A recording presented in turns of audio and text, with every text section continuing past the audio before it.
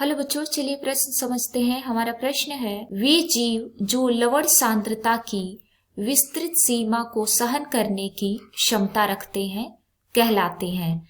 पहला विकल्प है स्टेनोसैलाइन, दूसरा विकल्प है स्टेनोहेलाइन, तीसरा विकल्प है यूरीहेलाइन तथा चौथा विकल्प है यूरीसेलाइन। आइए समझते हैं। बच्चों, सबसे पहले हम अपने प्रश्न की मुख्य अवधारणा को समझेंगे।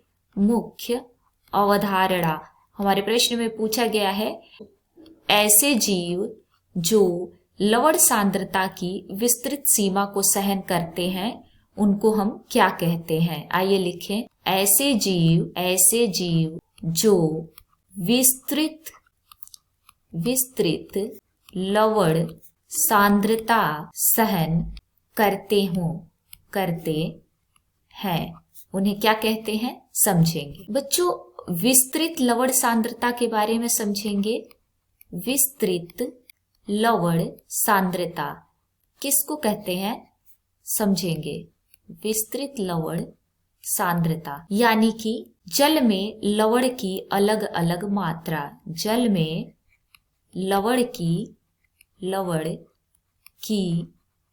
अलग अलग मात्रा। जो मीठा जल होता है उसमें लवण की अलग मात्रा होती है, समुद्री जल में लवण की अलग मात्रा होती है तथा उच्च खारे लैगुनी जल में लवण की अलग मात्रा होती है और इसी को विस्तृत लवण सांद्रता कहते हैं। आइए लिखें, विस्तृत लवण सांद्रता सहने वाले जीव। तो बच्चों, कुछ जीव हैं जैसे मौली मछली। ये एक मछली है जो मीठे जल में भी पाई जाती है, ये समुद्री जल में भी रह सकती है और ये उच्च खारे जल में भी रह सकती है। और ऐसे ही हरा केकड़ा जिसे हम ग्रीन क्रैब भी कहते हैं। हरा केकड़ा को क्या कहते हैं बच्चों, ग्रीन क्रैब।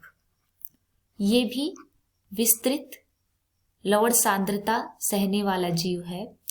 और ऐसे जीव जो विस्तृत लवण सांद्रता को सहते हों उन्हें हम यूरीहेलाइन कहते हैं। यूरीहेलाइन, जो भिन्न भिन्न प्रकार के लवण वाले जल में रह सकते हों, ऐसे जीवों को यूरीहेलाइन कहते हैं। तो इस प्रकार हमारा विकल्प सी सही हो जाएगा कि लवण सांद्रता की विस्तृत सीमा को सहन करने की क्षमता रखने वाले जीव कहलाते हैं यूरीहेलाइन कहलाते हैं। उम्मीद है आपको प्रश्न समझ में आ गया होगा। धन्यवाद।